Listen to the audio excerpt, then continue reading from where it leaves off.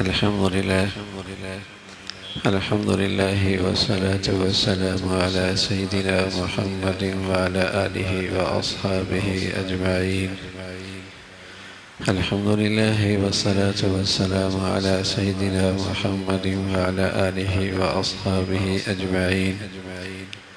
أما بعد فأعوذ بالله من الشيطان الرجيم. بسم الله الرحمن الرحيم. قال قتلت نفسا زكية بغير نفس لقد جئت شيئا نكرا. وأما الغلام فكان أبواه مؤمنين فخشينا أن يرهقهما طغيانا وكفرا. صدق الله العظيم. اللهم صل على سيدنا محمد النبي الأمي وعلى آله وأصحابه وسلم. اللهم صل على سيدنا محمد النبي الأمي وعلى آله وأصحابه وسلم. میرے معزز مسلمان بزرگوں، عزیز بھائیوں اور امت مسلمہ کی مقدس ماں اور بہنوں، اللہ کے پیغمبر ہیں حضرت موسیٰ علیہ السلام، اور ساتھ ہی اللہ کے پیارے حضرت خضر ہیں علیہ السلام. دونوں ایک سفر میں ہیں، تو دوران سفر حضرت خضر ایک بچے کو قتل کر دیتے ہیں.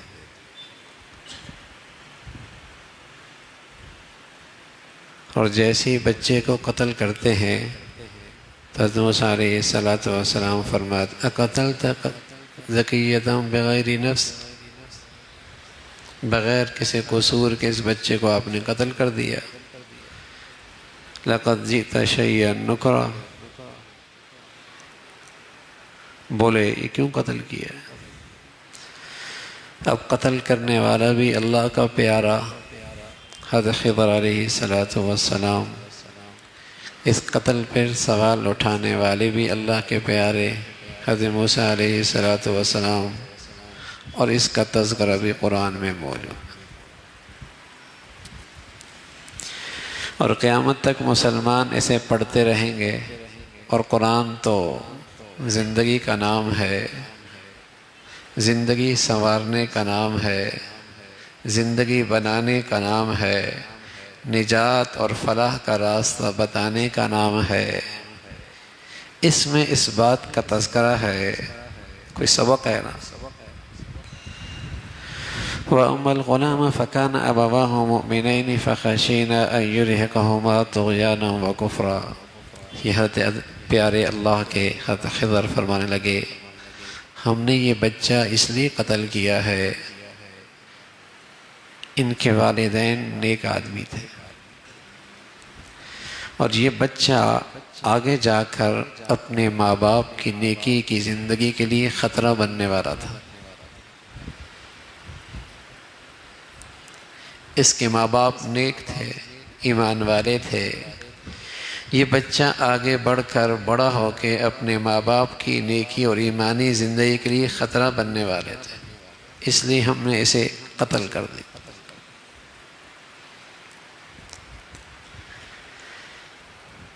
آج دنیا میں ایسی اولاد جو ماں باپ کی ایمان کے لیے خطرہ بننے والی ہو، اسے قتل کرنے کی اجازت نہیں. نہ کوئی حکومت کر سکتی ہے، نہ کوئی عدالت اس کی اجازت دے سکتی ہے، نہ اسلام کا یہ قانون اور ضابطہ اور اسلام میں اس کی گنجائش ہے کہ اس خیال سے کہ یہ بچہ ماں باپ کی دینی زندگی کے لیے خطرہ بنے گا اسے قتل کر دو. اس کی اجازت نہیں. لیکن یہاں ایسا ہوا، اور اسے اللہ نے قیامت تک کے لیے قرآن میں محفوظ کر دیا. اجازت نہیں ہے. کوئی ایسا سرکش اولاد ہو، اللہ کی نافرمان اور باغی اولاد پیدا ہو جائے اور اپنے ماں باپ کی دینی زندگی کے لیے مصیبت اور ایک بہت بڑی آزمائش بن جائے، اسے قتل کر دے، اس کی اجازت نہیں. اور نہ ہی کوئی اسلامی ریاست، اسلامی عدالت یہ حکم صادر کر سکتی ہے. اور نہ ہی ہماری شریعت میں اس کی گنجائش ہے. لیکن یہاں ایسا ہوا اور قیامت تک کے لیے اللہ نے اپنے کلام میں اسے محفوظ کر دیا اور اہل ایمان سے کہا یہ قرآن پڑھو اور اس سے رہنمائی لو، اس سے سبق لو، اس سے ہدایت لو. تو کیا ہدایت مل رہی ہے؟ ہدایت یہ مل رہی ہے، ارے بھائی دینی زندگی اتنی بڑی قیمتی چیز ہے، ایمانی زندگی اتنی بڑی دولت ہے، اس کے خاطر بڑی سے بڑی محبوب ترین چیز بھی قربان کی جا سکتی ہے. یہ سبق دیا جا رہا ہے.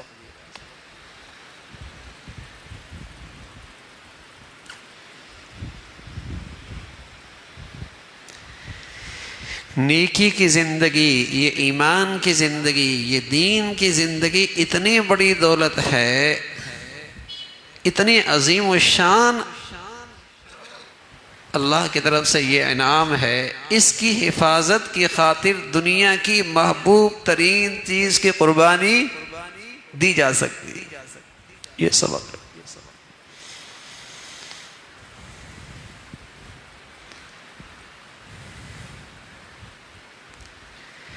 یہ سبق دینا مقصود ہے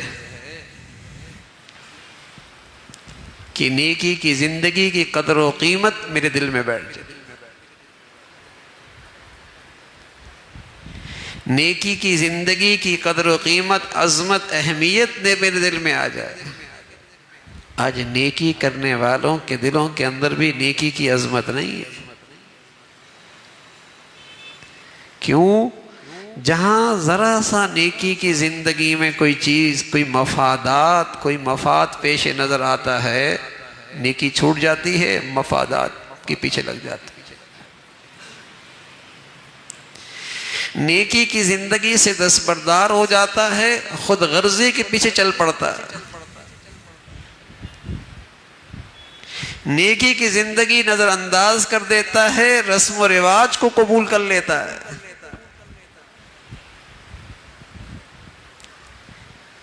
نیکی کی زندگی سے دستبردار ہو جاتا ہے اور خواہشات کو قبول کر لیتا ہے. آج نیکوں کے ہاں بھی نیکی کی وہ عظمت نہیں جس کا سبق قرآن دے رہا ہے. یہاں تو نیکی کی زندگی کی خاطر اولاد کی قربانی ہو رہی ہے.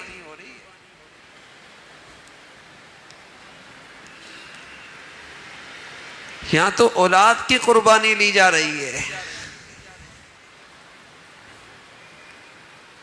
آج نیکوں کے ہاں بھی نیکی کی عظمت نہیں ہے.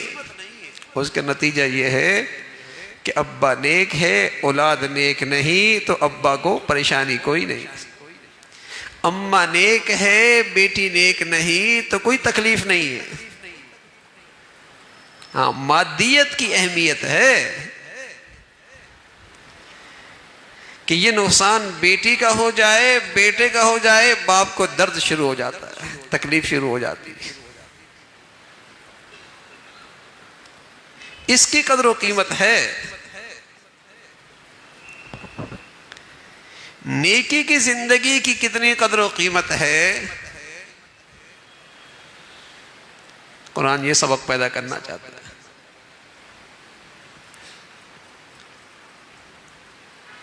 اللہ ہمیں نیکی کی زندگی کی قدر و قیمت نصیب فرما دے. میرے عزیزو، اگر یہ دل میں آ جائے پھر آدمی بڑے سے بڑے مفاد سے قربانی دینا اس کے لیے آسان ہو جاتا ہے.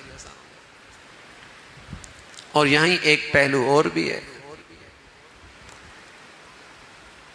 کہ ایک بستی میں گئے. یہ دونوں حضرات بڑے بے مروت قسم کے لوگ تھے، بڑے بے مروت قسم کے لوگ. آنے والے مہمانوں کے لیے نہ پانی پوچھا، نہ کھانا پوچھا.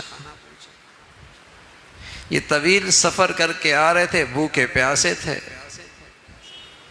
جب اس بستی سے نکلنے لگے تو ایک گرتی ہوئی دیوار کے بارے میں موسیٰ علیہ السلام نے فرمایا چلو اسے کھڑا کر دیتے ہیں۔ اب بتائیے گرتی دیوار کو کھڑا کرنا کتنا مشکل کام ہے،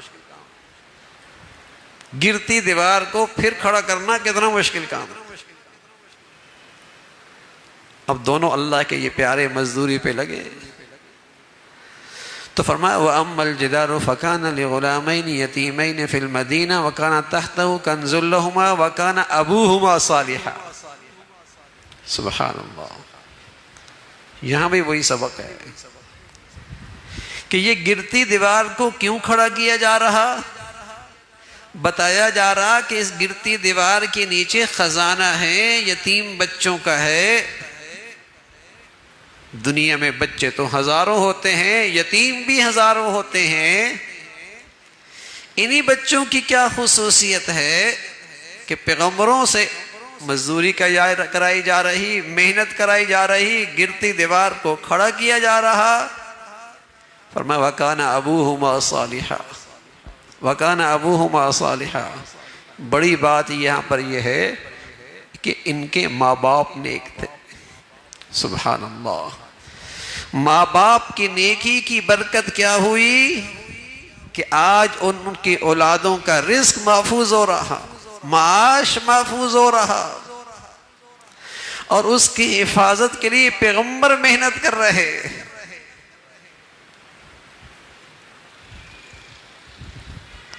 ہم کہتے ہیں نیک بننے سے کیا ہوتا ہے؟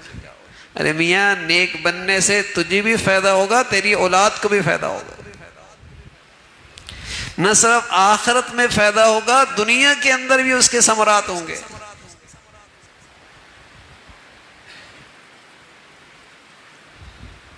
وَكَانَ أَبُوهُمَا صَالِحًا، ماں باپ نیک تھے۔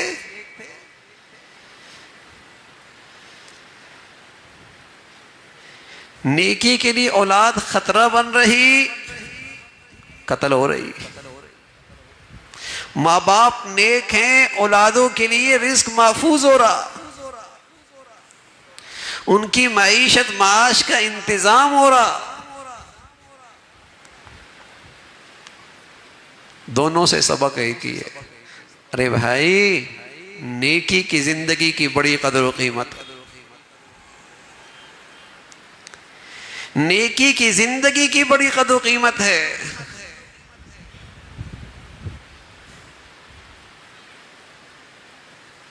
نیک رہو، نیکی کو اپنی زندگی کی سب سے بڑی ترجیح بنا لو۔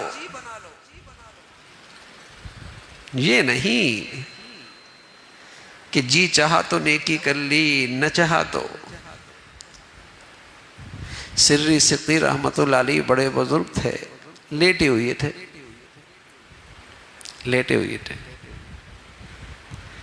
تو بس اوقات اللہ رب العزت اپنے غیب سے تربیت کا انتظام فرماتے ہیں، رہنمائی فرماتے ہیں۔ یوں لگا درخت کے اندر سے آواز سی آ رہی، آواز آئی سری ہماری طرح بنو، لوگ ہمیں پتھر مارتے ہیں، ہم انہیں پھل دیتے ہیں، پتھر پھینکتے ہیں ہماری طرف، ہم انہیں پھل دیتے ہیں، ہماری طرف بنو، لوگ برائی تمہاری کریں تم اچھائی سے پیش آؤ۔ حضرت سری فرمانے لگے، سقطی رحمت اللہ علیہ بڑی بزرگی ہے، لیکن یہ بتاؤ دنیا تمہیں آگ میں کیوں جھونک دیتی ہے؟ تمہارے سے تندور کیوں گرم کیے جاتے ہیں؟ تم آگ کا ایندھن کیوں بنتے ہو؟ تو آواز آئی، ہاں خوبیاں تو ہمارے اندر بہت ہیں، لیکن ایک خامی ہے، اور اس خامی نے ہماری ساری خوبیوں پہ پانی پھیر دیا ہے، اور وہ خامی یہ ہے کہ جدھر کی ہوا چلتی ہے ہم ادھر ڈولنے لگتے ہیں، جدھر کی ہوا چلتی ہے ہم ادھر ہی ڈولنے لگتے ہیں، استقامت کوئی نہیں ہے، مستقل مزاجی کوئی نہیں ہے، جدھر کی ہوا چلتی ہے ادھر ڈولنے لگتے ہیں، کبھی نمازی اور کبھی بے نمازی، کبھی آنکھوں کی پاکیزگی اور کبھی بد نظری، کبھی حیاداری اور کبھی خوشیوں میں اور شادیوں میں بے حیائی کے تماشے. کہیں حلال آ گیا تو وہ کھا لیا، حرام آیا تو دریغ اس سے بھی نہ کیا. کوئی مستقل مزاجی نہیں ہے، جدھر کی ہوا چلتی ہے ادھر ڈولنے لگتے ہیں. جس نے ہماری ساری خوبیوں پہ پانی پھیر دیا ہے. ماحول مل گیا، حرم پہنچ گئے، تہجد گزار بھی بن گئے. واپس ایئرپورٹ کی طرف آئے، فجر بھی گئی.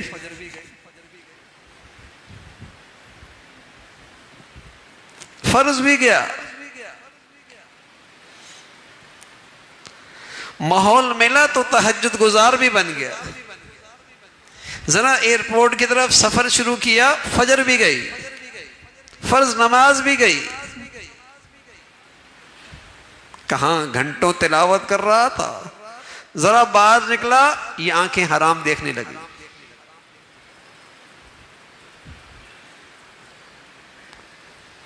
صحت ترجیح ہوتی ہے نا. مسئلہ نیکی کرنے کا نہیں ہے. نیکوں کے ہاں مسئلہ نیکی کرنے کا نہیں ہے، مسئلہ ترجیح کا ہے. جیسے آپ کے ہاں ہمارے ہاں صحت ترجیح ہوتی ہے نا بھائی. اب بتائیے 40 سال کا شوق بھی چھوٹ جاتا ہے نا صحت کی خاطر. ڈاکٹر نے کہہ دیا میاں اب میٹھا نہیں کھانا. تصور بھی نہیں تھا کہ میٹھے کے بغیر بھی چائے پیوں گا. صحت ترجیح ہے نا. 40 سال کی عادت چھوٹ گئی. 40 سال ہو گئے کبھی سورج نکلتے نہیں دیکھا. ڈاکٹر نے کہہ دیا میاں سورج نکلنے پہلے واکنگ کرنی ہوگی، چہل قدمی کرنی ہوگی. کھڑا ہو گیا. بڈھی بھی ساتھ ہے، بڈھا بھی ساتھ ہے، ہو رہی تفریح. صحت ترجیح ہے نا. صحت جب ترجیح بن گئی اس کی خاطر آسان ہو گیا، اس کی خاطر آسان ہو گیا. نیکی ترجیح نہیں ہے نا. عشاء پڑھ لی، فجر نہیں اٹھی جا رہی. جمعہ پڑھ لیا، فجر نہیں ہو رہی.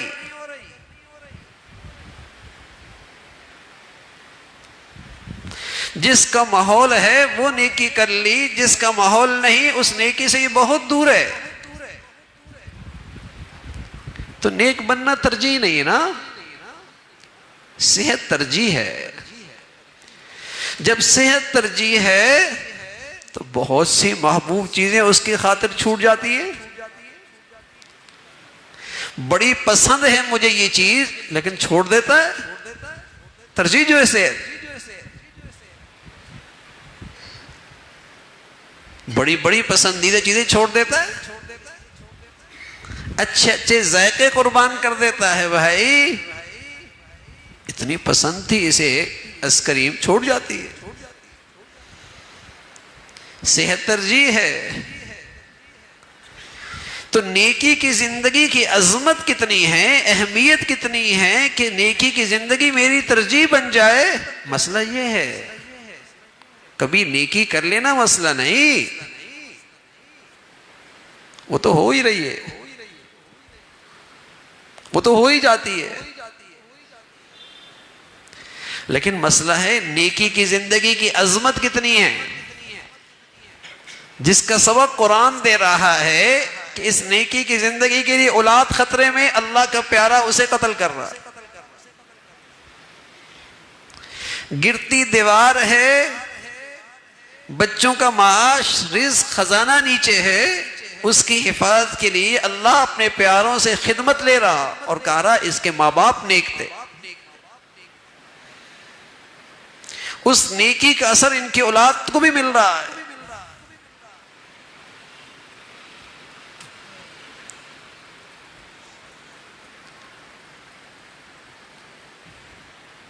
تو یہ نیکی کی عظمت، نیکی کی اہمیت کہ نیکی میری زندگی کی ترجیح بن جائے. نیکیاں تو کر لیتے ہیں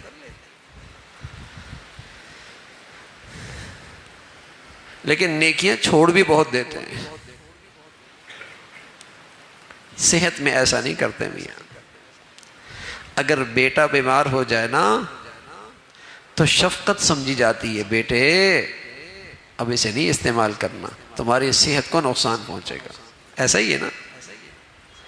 ماں منتیں کرتی ہے، بیٹی اب یہ نہیں کھانا، تیری صحت کا مسئلہ ہے، اور اسے سمجھتی ہے یہ میری شفقت کا تقاضا ہے کہ میں اسے اپنے بچوں کو سمجھاؤں. تو بھائی اگر بڑوں کے ہاں نیکی کی اہمیت ہو جائے، ترجیح بن جائے، بتائیے پھر بچوں کو بے دینی کی طرف جاتے دیکھنا برداشت کریں گے؟ پھر خیر خواہی کیا ہوگی؟ پھر خیر خواہی کیا ہوگی؟ اپنی پوری توانائی لگا دیں گے کہ میرے بچے نیک رہیں، میرے بچے نیک رہیں، پوری توانائی لگا دیں گے. اب نیکی کی عظمت نہ رہی، اہمیت نہ رہی. ماحول ملتا ہے نیکی کر لیتے ہیں، ابا کرتا ہے بیٹا نہیں کرتا، کان میں جوں نہیں رینگتی، ماں کرتی ہے بیٹی نہیں کرتی، ماں کے ماتھے پہ بل نہیں آتا. یہ نیکی کی عظمت سے محروم ہے. ان کے ہاں نیکی ہے لیکن ان کی زندگیوں میں نیکی کی اہمیت نہیں ہے. انہیں اندازہ ہی نہیں کہ نیکی کی زندگی کیا ثمرات ہیں، اور اس سے محرومی کتنی بڑی بدنصیبی ہے، اور وہ گھرانے کتنے نحوست بھرے ہیں جن گھروں میں نیکی کی زندگی نہیں.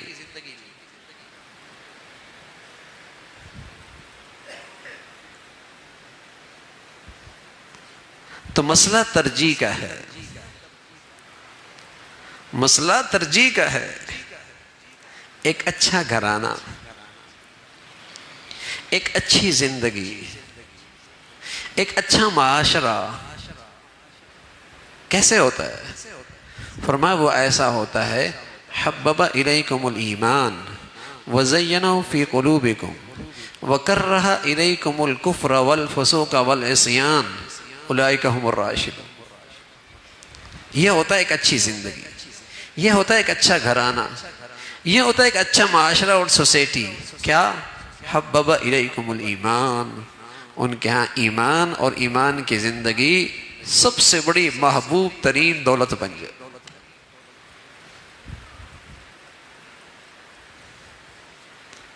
یہ ہے ایک مسلمان کی اچھی زندگی، یہ ہے ایک مسلمان کا ایک اچھا گھرانہ. حبب الیکم الایمان، کہ ایمان اور ایمان کی زندگی وہاں سب سے بڑی ترجیح بن جائے. ہر چیز چھوٹ جا سکتی ہے لیکن ایمان کی زندگی نہیں چھوٹ سکتی. سب کو ناراض کر سکتا ہوں لیکن میں اللہ کا حکم نہیں چھوڑ سکتا. لوگ بھی عجیب ہیں، کوئی گناہ کی مجلس میں دعوت دے، اس لیے چلا جاتا ہوں کہ لوگ ناراض ہو جائیں گے. تو انہیں کیوں احساس نہیں ہے کہ آپ کو گناہ کی طرف بلا رہے ہیں؟ کیا انہیں احساس نہیں ہے کہ آپ بھی ناراض ہو جائیں گے؟ کوئی آپ کو زہر کھلائے، آپ اس سے ناراض ہو جائیں، کوئی آپ کو زہر کے پیالے کی طرف بلائے، آپ اس سے ناراض ہو جائیں، اور آپ کو کوئی گناہ کی طرف بلائے اور پھر آپ کہیں نہیں جاؤں گا تو وہ ناراض ہو جائے گا. ارے میاں ناراض تو آپ کو ہونا چاہیے کہ اس کو ہمت کیسے ہوئی کہ آپ گناہ کی زہر کی طرف آپ کو بلا رہا. ناراض تو آپ کو ہونا چاہیے تھا. لیکن چونکہ نیکی کی زندگی کی عظمت نہیں، اہمیت معاشرے سے نکل گئی، کوئی میری نیکی کا دشمن بنتا ہے اسے میں اپنا بدخواہ نہیں سمجھتا، اور کوئی میرے مال کا لٹیرا بنتا ہے اسے میں اپنے لیے بڑا دشمن سمجھتا ہوں. کوئی مجھے مالی دھوکہ دینا میں اسے اپنا دشمن سمجھتا ہوں، اور کوئی مجھے ایمانی لحاظ سے برباد کر دے میں اسے اپنا بدخواہ نہیں سمجھتا. ارے اصل بدخواہ تو یہ ہے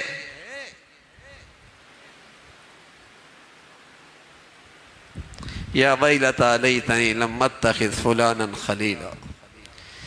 یا ویلتا لیتنی لم اتخذ فلانا خلیلا لقد اضلنی عن الذکر بعد اذ جاءنی. جب آنکھیں کھلیں گی نا میرے عزیزو، پھر حقیقی بدخواہ نظر آئے گا، پھر حقیقی دشمنی کرنے والا نظر آئے گا، اور کہے گا کاش کہ اس سے دوستی نہ لگائی ہوتی، کاش کہ اس کی صحبت میں نہ گیا ہوتا، کاش کہ اس کو اپنا ساتھی نہ بنایا ہوتا، اور مارے افسوس کے انگلیاں چبا لے گا.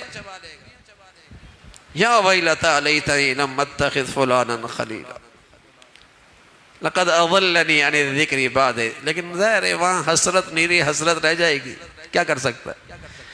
اس حسرت کا تو وہاں ازالہ ہی کوئی نہیں، اس حسرت کا تو وہاں ازالہ ہی کوئی نہیں، وہاں تو نیری حسرت رہ جائے گی.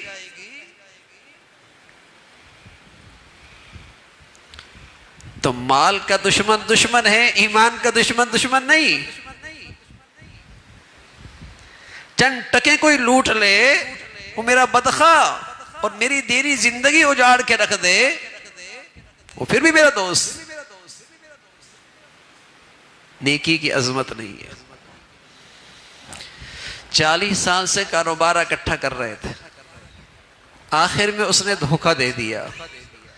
40 سال سے ہم پیالہ ہم مجلس، ہم نوالا ہم پیالہ، اٹھنا بیٹھنا زندگی ساتھ گزری. اس نے مالی طور پہ 40 سال کے بعد نقصان دے دیا. کیا کہتا ہے؟ اس کی شکل نہیں دیکھنا چاہتا. یار میرے سامنے اس کا تذکرہ نہیں کرو، نہ میں اس کی شکل دیکھنا چاہتا ہوں، نہ اس کی بات سننا چاہتا ہوں.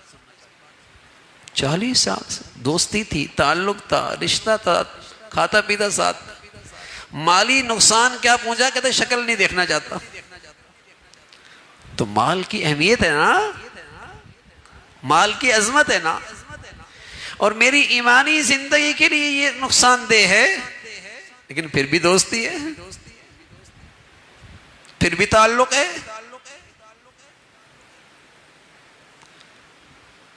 یہ احساس ہی نہیں ہوتا کہ اس سے میری نیکی کی زندگی خطرے میں ہے. حبب الیکم الایمان وزینہ فی قلوبکم.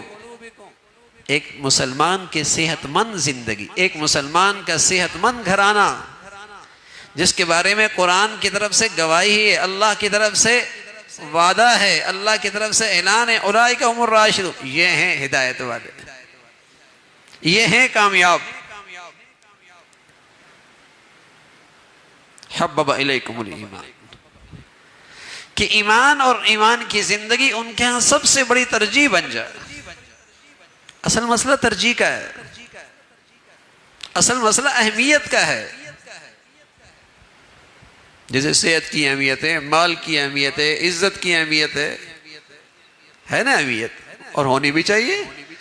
لیکن ان سب سے زیادہ ایمانی زندگی کی اہمیت ہونی چاہیے. سمجھدار عقل مند آدمی ایمان کی زندگی کی اتنی اہمیت ہوتی ہے، مال چلا جائے برداشت کر لیتا ہے، عزت چلی جائے برداشت کر لیتا ہے، جان چلی جائے برداشت کر لیتا ہے، ایمان چلا جائے اسے برداشت نہیں کرتا.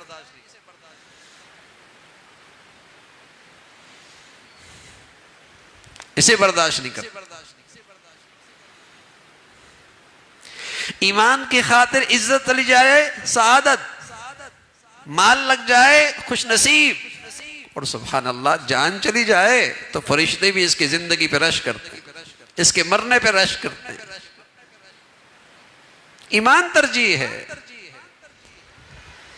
حبب الیکم الایمان وزینہ فی قلوبکم، اور یہ اندر رچ بس جائے.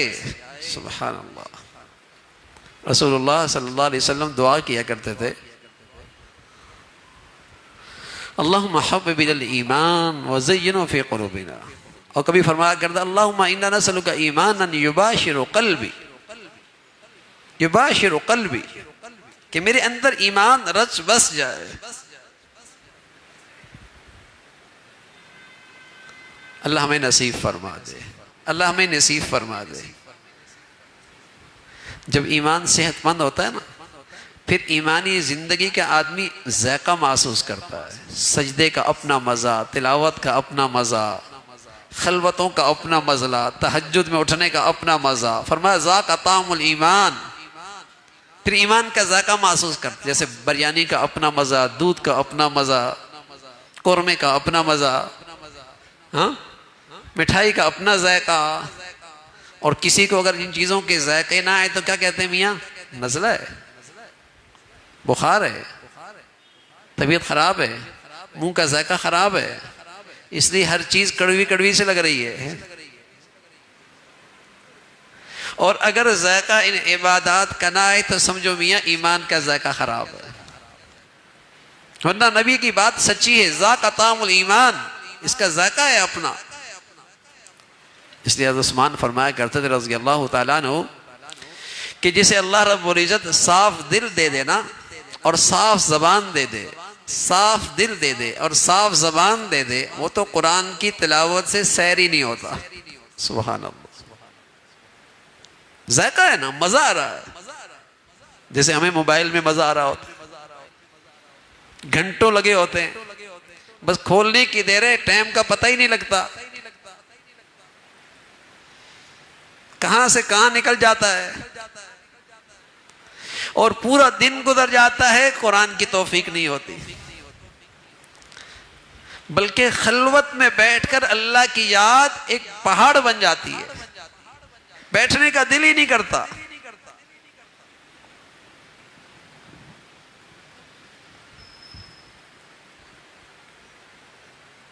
ذائقہ خراب ہے، ذائقہ ہی خراب ہے. فرمایا حبب الیکم الایمان وزینہ فی قلوبکم. اور جب ایمان کی زندگی صحت مند ہوتی ہے نا تو اس کی علامت کیا ہوتی ہے؟ وَكَرَّهَ إِلَيْكُمُ الْكُفْرَ وَالْفُسُوقَ وَالْعِصْيَانَ. کفر کے رسم و رواج اور کفر کی زندگی اور اللہ کی نافرمانی اور فسق، اس سے گھن آنے لگتی ہے. گھن گھن. جیسے آدمی پخانے کے پاس سے گزرے، کچرے کے ڈھیر کے پاس سے گزرے، گندگی کے پاس سے گزرے، تو بتائیے کیسے گزرتا ہے؟ ناک پہ رومال رکھ لیتا ہے، وہ نہ ہو تو ہاتھ رکھ لیتا ہے، اور تیزی سے گزرتا ہے. گھن آ رہی ہوتی ہے. فرمایا جب اللہ رب العزت ایمان کی صحت کس خوش نصیب کو نصیب فرما دے اور ایمان کی زندگی اس کے ہاں سب سے بڑی ترجیح بن جائے تو پھر گناہوں کی زندگی سے اسے گھن آنے لگتی.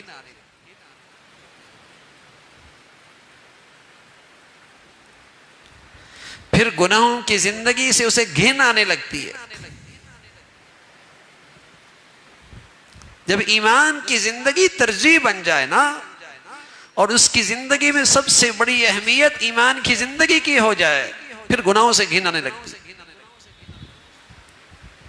یہ مطلب نہیں گناہ نہیں ہوتا، گھن آنے کے باوجود بھی پخانہ بچے کی ماں کے کپڑوں پہ لگ جاتا ہے. جب اسے صاف کر رہی ہوتی ہے گھن آ رہی ہوتی ہے، لیکن پھر بھی کپڑوں پہ لگ جاتا ہے نا، پھر بھی لگ جاتا ہے.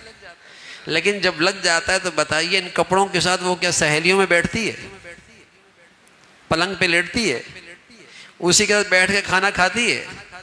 گھن آ رہی ہوتی. جب تک صاف نہیں کر لیتی چین نہیں آتا. سبحان اللہ.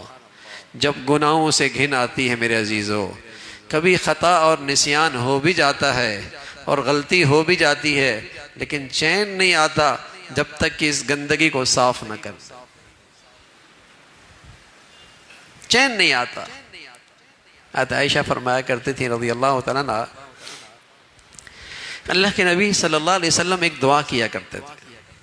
اللہ کے نبی صلی اللہ علیہ وسلم ایک دعا کیا کرتے تھے اور فرمایا کرتے، اے اللہ مجھے اپنے ان بندوں میں شامل فرما لے جو نیکی کریں تو خوش ہوں، اور اگر ان سے کوئی گناہ ہو جائے تو معافی مانگ لے. اللہ کے نبی کہہ رہے اے اللہ مجھے ان لوگوں میں شامل فرما لے، نیکی کریں تو خوش ہو جائیں، اور ان سے کوئی خطا ہو جائے تو فوراً معافی مانگ لیں. کیا مطلب؟ اگر اسے نیکی کی توفیق مل رہی ہے اور نیکی اس کی زندگی کی سب سے بڑی ترجیح ہے، اور اللہ کی اس پہ نظر کرم ہو جائے کہ اسے نیکی کی توفیق ہو رہی ہو، تو وہ اندر سے اتنا خوش ہو رہا ہے، اتنی شکر کی کیفیت ہے، کیا دولت مل گئی. ایک کیفیت تو یہ ہے. اور اگر خطا ہو گئی تکلیف ہو گئی، قلق ہو گیا، دکھ ہو گیا، اور جب تک معافی نہ مانگے چین نہ آئے، تو رسول اللہ صلی اللہ علیہ وسلم نے اپنے دعا کے ذریعے یہ بات سمجھائی کہ جس شخص میں یہ دو علامات موجود ہیں وہ بڑا سعادت مند ہے۔ کون؟ حمیدہ مجید، بھئی خاتون ہے نیچے، حمیدہ مجید، وہ باہر تشریف لے جائیں، ان کے میاں ان کو بلا رہے ہیں، حمیدہ مجید۔ تو میں عرض یہ کر رہا ہوں کہ اللہ کے نبی صلی اللہ علیہ وسلم یہ دعا کیا کر رہے ہیں کہ اللہ مجھے اپنے ان بندوں میں شامل فرما لے، نیکی کرے تو خوش ہو جائے، خطا ہو جائے تو معافی مانگ لے۔ یعنی یہ بہت بڑی سعادت مندی کی علامت ہے کہ اس کی زندگی میں نیکی کی اتنی ترجیح ہے، جب مل جائے تو خوش ہو جائے۔ جیسے ہمیں مال مل جائے، کاروبار اچھا مل جائے، بزنس اچھا ہو جائے، بتائیے کتنا مزہ آتا ہے، اندر ہی اندر کتنی خوشی ہو رہی ہوتی ہے، کتنی اندر سے خوشی ہو رہی ہے۔ اور رسول اللہ صلی اللہ علیہ وسلم نے فرمایا جس کی زندگی میں نیکی کی ایسی خوشی ہو اور مال کا نقصان ہو جائے تو بتاؤ کیا ہوتا ہے؟ رات کی نیندیں اڑ جاتی ہیں میاں، ڈپریشن میں چلا جاتا ہے، ڈپریس ہو جاتا ہے، ارے میاں اتنا نقصان ہو گیا، لٹ گیا میں تو۔ اور فرمایا جس کی زندگی میں اللہ کی نافرمانی ہو جائے اسے ایسی قلق ہو، تکلیف ہو، اور پھر اللہ سے معافی مانگ لے، تو یہ علامت ہے کہ یہ سعادت مند آدمی ہے۔ اللہ ہمیں ان لوگوں میں شامل فرما لے۔ اللہ کے نبی یہ دعا، حضرت عائشہ فرماتی ہیں اللہ کے نبی یہ دعا کیا کرتے تھے، اور دعا کیا کرتے کیا کرتے تھے؟ آپ کی دعا تو ہمارے لیے درس ہے، آپ کی دعا تو ہمارے لیے نصیحت ہے، آپ کی دعا تو ہمارے لیے پیغام ہے کہ یہ سعادت مندی کی علامات ہیں۔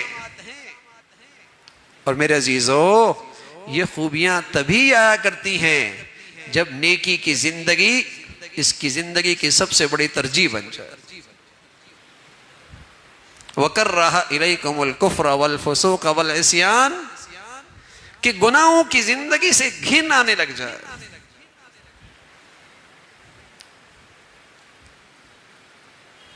بتائیے نا، چور ڈاکو سے آپ نفرت نہیں کرتے؟ کیوں کرتے ہیں؟ جان کا دشمن ہے، مال کا دشمن ہے۔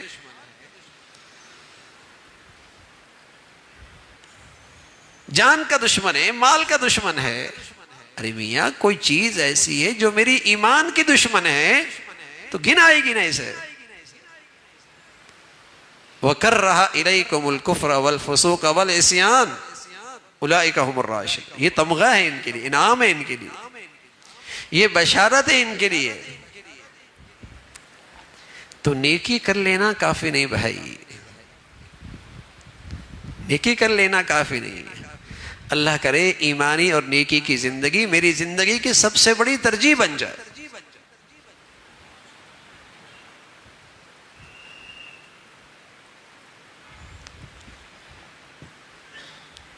پھر استقامت ملتی ہے، پھر استقامت ملتی ہے، پھر بڑے سے بڑے مفادات کے سامنے بھی، اور بڑے سے بڑے رسم و رواج کے سامنے بھی، اور بڑی سے بڑی آزمائشی کے موقع پر بھی یہ کیا لگتا ہے؟ یہ نیکی لگتا ہے، یہ اللہ والا ہی لگتا ہے، یہ اللہ کا فرما بردار ہی لگتا ہے، کچھ بھی ہو جائے۔ اسے پتہ ہے میری زندگی تو نیکی سے بنی گی، اور میری زندگی میں جو بربادی اور ہلاکت آئے گی وہ تب آئے گی جب میں نیکی کی زندگی سے دور ہوں گا۔ اس لیے کہ وہ گھڑی انسان کی زندگی کی منحوس ترین گھڑی ہوتی ہے، وہ گھڑی انسان کی زندگی کی سب سے منحوس گھڑی ہوتی ہے جس گھڑی وہ اللہ کی نافرمانی کر رہا ہوتا۔ اللہ معاف فرمائے، اللہ حفاظت فرمائے۔ بڑی ہمت ہے، بڑی ہمت ہے، کوئی چھوٹے چھوٹے بونے حکمرانوں کی نافرمانی کر کے اور انہیں ناراض کر کے ان کے زیر حکومت، ان کے جو حکومت ہوتی ہے وہاں سکون سے کاروبار اور زندگی نہیں گزار سکتا، اور کوئی بادشاہوں کے بادشاہ کی نافرمانی کرتا رہے اور پھر سکون کی زندگی گزار سکتا ہے؟ ہم نے تو آج تک کسی کو نہیں دیکھا، ہم نے تو آج تک کسی کو نہیں دیکھا۔ کسی کو نظر آتے ہوں گے بڑے مزے کر رہے ہیں، بڑے اسٹیٹس ہے، بڑے نوکر چاکر ہیں، بڑے آگے پروٹوکول ہے، آتے ہوں گے، لیکن ہمیں تو قرآن بتاتا ہے وَمَنْ أَعْرَضَ عَنْ ذِكْرِي فَإِنَّ لَهُ مَعِيشَةً ضَنْكًا، جو نیکی کی زندگی سے دور ہوتا ہے ہم اس کی زندگی تلخ کر دیتے ہیں۔ گاڑی ہو 3 کروڑ کی تب بھی زندگی تلخ ہوگی، کوٹھی ہو 20 کروڑ کی تب بھی زندگی تلخ ہوگی، گھڑی ہو لاکھوں روپے کی تب بھی زندگی تلخ ہوگی، اور ہیرے اور جواہرات پہنے ہو تب بھی زندگی تلخ ہوگی۔ اگر نیکی کی زندگی سے دور ہے کچھ بھی رہ لے لے زندگی تلخ ہوگی۔ ہمیں تو اللہ نے بتا دیا، ہمیں نہیں دھوکہ کھانا چاہیے۔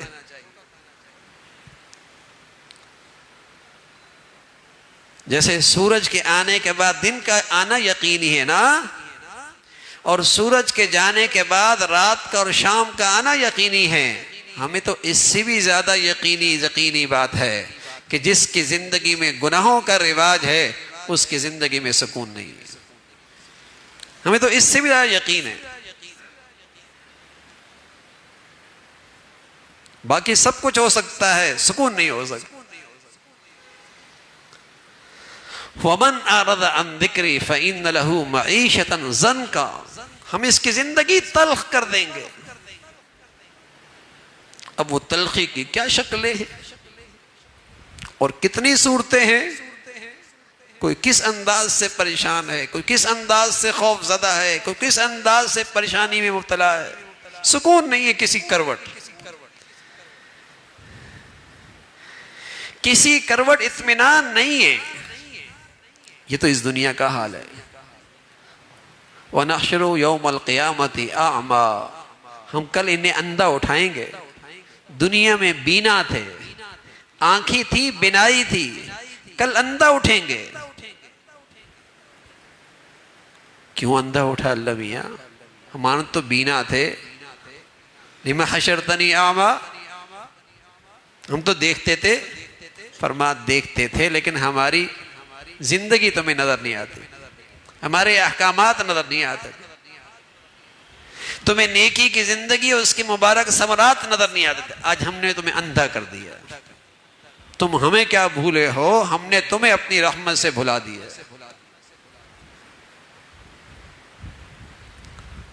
تو میرے عزیزو، نیکی کی زندگی ہماری زندگی کی سب سے بڑی ترجیح بن جائے، ترجیح بن جائے۔ دکان میں ہے، دفتر میں ہے، گھر میں ہے، خوشی ہے، تقریب ہے، اپنوں میں ہے، بیگانوں میں ہے، گھر میں ہے، سفر میں ہے، نیک رہوں گا بھائی، سب کچھ کر سکتا ہوں لیکن اللہ کی نافرمانی نہیں کر سکتا۔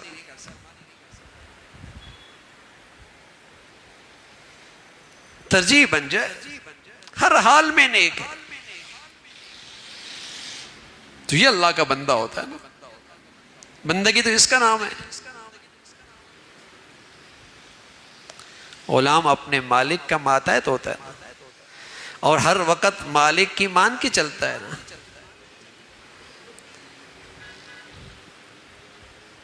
ہر وقت مالک کی مان کے چلتا ہے، تو اللہ کا بندہ تو ہوتا ہی وہی ہے بھائی جو ہر وقت اللہ کی مانتا ہے، ورنہ تو بندگی تھوڑی ہے، وہ تو شرمندگی ہے، وہ تو سراسر شرمندگی ہے، وہ کوئی زندگی تھوڑی ہے، وہ تو شرمندگی ہے۔ بندہ تو ہوتا ہی وہی ہے جس کی زندگی میں ہر حال میں اللہ کی بندگی، وہ بندہ ہے، ورنہ تو بھائی شرمندگی ہے۔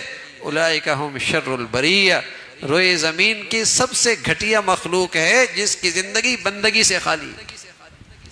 اولئک الانعام، یہ انسانیت کے مرتبے سے گر کر جانوروں کے صف میں چلا گیا، اس لیے کہ اس کی زندگی میں اللہ کی بندگی نہیں ہے۔ گھوڑے کو دیکھو میاں، وہ تو اپنی مالک کی اتنی مانتا ہے، جو اسے کھلاتا ہے، پلاتا ہے، اس کی ضروریات پوری کرتا ہے، کہ جب میدان جنگ کے اندر وہ دیکھتا ہے کہ مالک کہتا ہے کود پڑو، اور وہ دیکھتا ہے کہ کسی کی گردنیں کٹی ہیں، کسی کی گردن سر تن سے جدا ہے، کسی کوئی جسم کے لحاظ سے زخمی پڑا ہے، لیکن وہ گھوڑا اپنے مالک کی پھر بھی مانتا ہے. اور ان الانسان ربی لکنود، کہ انسان بڑا نا شکرا ہے، یہ بڑا احسان فراموش ہے کہ وہ ذات اس کو اتنا کچھ دے رہی ہے لیکن اس کی زندگی میں اس کی بندگی نہیں ہے. یہ تو اس جانور سے بھی کیا گزرا ہے، اس سے بھی کیا گزرا ہے.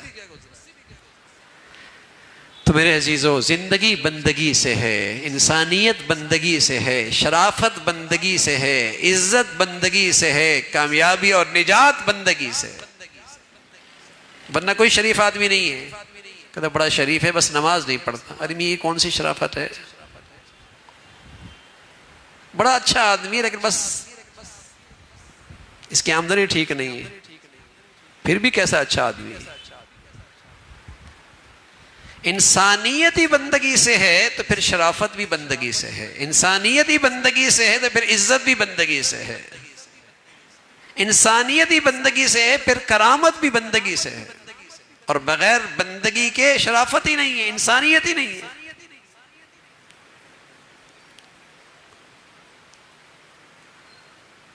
تو نیکی کی زندگی ہماری زندگی کی سب سے بڑی ترجیح ہو میرے عزیزو. اور اس ترجیح میں جب زندگی گزر رہی ہوتی ہے اور پھر بھی خطا ہو جائے اور پھر بھی کوئی غلطی ہو جائے تو اللہ کرے تکلیف ہو، دکھ ہو، غم ہو، اور یہ چیز مجھے فوراً آمادہ کرے توبہ کرنے پر، معافی مانگنے پر.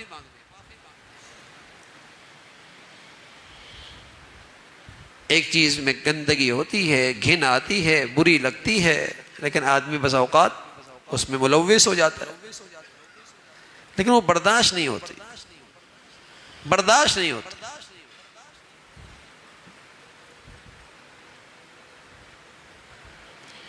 تو اسی طرح جب نیکی کی زندگی ترجیح بنتی ہے تو پھر گناہ زندگی میں برداشت نہیں ہوتا، اللہ کی نافرمانی زندگی میں برداشت نہیں ہوتی.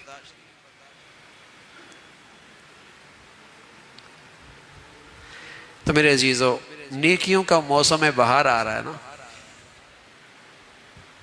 ہاں نیکیوں میں کا موسم بہار آ رہا ہے. تو صرف نیکی نہیں کرنی، عزم کرنا ہے کہ نیکی کی زندگی میری زندگی کا ترجیح بن جائے گی. 100% نیکی کی زندگی، اور ہر حال میں نیکی کی زندگی، اور ہر حال میں اللہ کی بندگی. یہ نہیں ہے بھائی کبھی اللہ کا بندہ نظر آئے، کبھی شیطان کا بندہ نظر آئے، کبھی اللہ کا فرما بردار اور کبھی اللہ کا نافرمان. یہ ملاوٹ نہیں ہوئی، ملاوٹ سے تو ساری بندگی ختم ہو جاتی ہے. ایک شخص آئے حضور علیہ السلام کی خدمت میں، کہنے لگے یا رسول اللہ میں سب سے بڑا نیک بننا چاہتا ہوں، میں سب سے بڑا نیک بننا چاہتا ہوں، احب ان اکون اعبد الناس، میں سب سے بڑا نیک بننا چاہتا ہوں. تو پیارے رسول صلی اللہ علیہ وسلم فرمانے لگے اتق المحارم تکن اعبد الناس، حرام سے بچ جا سب سے بڑا نیک بن جائے گا. حرام نہ آئے، تیری نیکی کی زندگی میں گناہوں کی ملاوٹ نہ آنے پائے، یہی سب سے بڑی نیکی ہے. عبداللہ ابن عباس رضی اللہ عنہ بڑے آدمی تھے اور ان کے علم کے پیچھے اللہ کے نبی کی دعا تھی. امام المفسرین تھے، فرمایا کرتے تھے ان للحسنۃ ضیاء للوجہ وقوۃ فی البدن وسعۃ فی الرزق ومحبۃ فی قلوب الناس. جب نیکی خالص ہو نا، نیکی خالص ہو تو اس کے ثمرات اس دنیا میں ملتے ہیں. ضیاء للوجہ، اللہ رب العزت چہرے کو بارونق بنا دیتے، اللہ رب العزت چہرے کو بارونق بنا دیتے ہیں. ان للحسنۃ ضیاء للوجہ، بارونق چہرہ. اور سبحان اللہ، جیتے جی بھی اور مرنے کے بعد بھی. ہم نے تو ایسوں کو بھی دیکھا جو دنیا کے جا رہے تو ایسا لگا جیسے کوئی چیز دیکھتی خوبصورت مسکرا رہے ہیں. ان للحسنۃ ضیاء للوجہ، خالص نیکی کی وجہ سے چہرہ بارونق ہو جاتا ہے، کشش آ جاتی ہے، اطمینان آ جاتا ہے، چہرے کا سکون. سبحان اللہ، بعض چہرے اتنے پریشان کن ہوتے ہیں کہ آدمی دیکھتے ہی پریشان ہو جائے، اور بعض چہرے اتنے مطمئن ہوتے ہیں کہ چہرے دیکھ کر آدمی کو اطمینان مل جاتا ہے۔ مطمئن چہرہ، ان للحسنۃ ضیاء للوجہ وقوۃ فی البدن، سبحان اللہ۔ فرمایا اللہ اس کی زندگی، اس کی طاقت میں، صحت میں برکت عطا فرماتا ہے۔ وسعۃ فی الرزق، اللہ اس کے ہاں رزق کی تنگی ختم فرما دیتے ہیں، رزق کی تنگی نہیں آتی اس کے پاس، خالص نیکی کی برکت سے رزق میں تنگی نہیں آتی۔ اور تنگی کیوں آئے بھائی؟ وہ تو کچھ نہ ہونے کے باوجود بھی اندر کا غنی ہوتا ہے، وہ پھر بھی اپنے آپ کو بادشاہ سمجھتا ہے، اس لیے کہ اس کی نظریں ہی اللہ کے انعامات پر ہوتی ہیں، اور وہ کہتا ہے اللہ میں تو اس کا لائق بھی نہیں تھا، آپ نے تو مجھے میری حیثیت سے زیادہ دے رکھا ہے۔ اس کو کہاں رزق کی تنگی آئے گی؟ اور چوتھی چیز فرمائی ان للحسنات نتیجہ ومحبۃ فی قلوب الناس، ومحبۃ فی قلوب الناس، یہ وہ محبت ہے جو خالص نیکی سے ملتی ہے، جو اللہ کی واسطے سے آتی ہے، کہ اللہ پہلے محبت کرتے ہیں، پھر اللہ کے فرشتے محبت کرتے ہیں، پھر روئے زمین میں اللہ اپنے پیاروں کے دلوں میں اس کی محبت ڈال دیتا ہے، اور یہ خالص نیکی کی برکت ہوتی ہے کہ سلیم الفطرت لوگوں کے دلوں میں اس کی محبت اور عزت آ جاتی ہے، اور یہ جیتی جی بھی ہوتی ہے، مرنے کے بعد بھی ہوتی ہے۔ یہ غریب نے امیرانہ کپڑے پہنے ہو، یہ غربت کے کپڑے پہنے ہو، تب بھی ہوتی ہے، عہدے پہ ہو تب عہدے پہ نہ ہو تب بھی ہوتی ہے۔ ورنہ جسے شہرت کہتے ہیں نا بھائی، وہ شہرت تو عہدے کی ہوتی ہے، منصب کی ہوتی ہے، اور جہاں وہ منصب گیا، عہدہ گیا، وہ ڈپریشن میں آ گیا، کوئی پوچھتا ہی نہیں ہے، کوئی سلام ہی نہیں کرتا، کوئی دعوت نامہ ہی نہیں بھیجتا، تو اس کی عزت تھوڑی تھی، وہ تو عہدے اور منصب کی تھی، وہ عہدے اور منصب کے ساتھ چلی گئی۔ لیکن جو محبت اور عزت نیکی کی بدولت اللہ کی طرف سے ملتی ہے، وہ جیتے جی بھی ہوتی ہے، مرنے کے بعد بھی ہوتی ہے۔ صدیاں سال گزر گئیں، ہم کسی نیک آدمی کا نام لیتے ہیں تو کہتے ہیں نور اللہ مرقدہ، دعا دیتے ہیں اے اللہ تو اس کی قبر کو منور کر دے، کہتے ہیں رحمت اللہ علیہ، اے اللہ تو اس پہ اپنی رحمت فرما دے۔ ہاں، تو یہ جو محبت ہے یہ اللہ کی طرف سے آتی ہے۔ تو عبداللہ ابن عباس فرمایا کرتے تھے رضی اللہ تعالیٰ عنہ، نیکی جب خالص ہو اللہ ہمیں نصیب فرما دے، اللہ ہمیں نصیب فرما دے، اور نیکی کی زندگی ہماری سب سے بڑی ترجیح بن جائے۔ بھائی جو کچھ کہا سنا، اللہ عمل کی توفیق نصیب فرمائے۔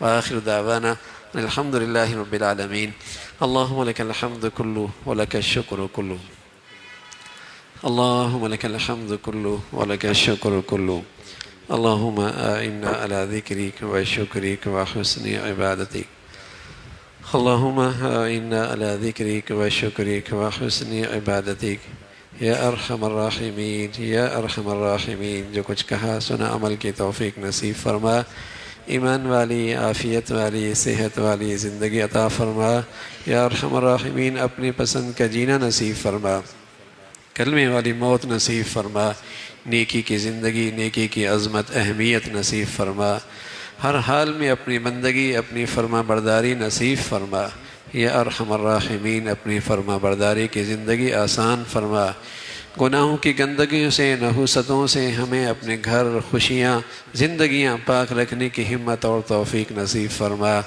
اپنے فضل سے تمام حاضرین حاضرات کی تمام زائد حاجات کو پورا فرما، تمام سامعین سامعات کی مشکلات کو آسان فرما، پریشانیوں کو ختم فرما، اپنے فضل سے یا مولا کریم ہمیں اپنے بچوں کی تربیت کے، تعلیم کے، زندگی کے صحیح فیصلے کرنے کی توفیق عطا فرما، ہماری اولادوں کو ہمارے لیے آنکھوں کی ٹھنڈک بنا، صدقہ جاریہ بنا، راحت کا ذریعہ بنا، جو اولاد کے حقوق ماں باپ پر ہیں ان کی ادائیگی آسان فرما، اولادوں کو ماں باپ کا فرما بردار بنا، یا ارحم الراحمین اپنے فضل سے، اپنے کرم سے ساری امت مسلمہ کے حال پہ رحم فرما، مسلمانوں کو ایمان اسلام پر باہمی اتفاق اتحاد نصیب فرما، رنگ نسل وطن علاقے نفرتوں کی جتنی شکلیں ہیں مسلمانوں کو اس سے محفوظ فرما، دنیا بھر کے مظلوم مسلمانوں کے مولا کریم مدد اور نصرت فرما،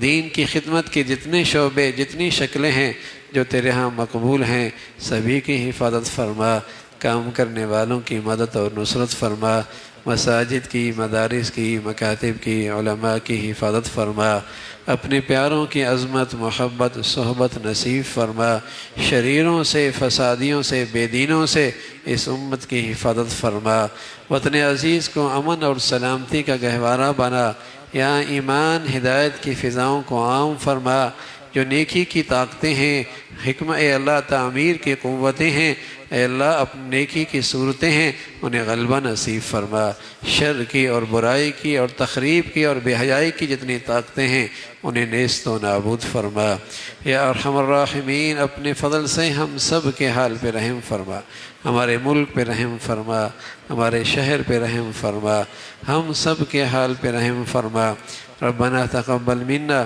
انك انت السميع العليم وتب علينا انك انت التواب الرحيم، وصلى الله على سيدنا محمد وعلى آله واصحابه اجمعين برحمتك يا رب.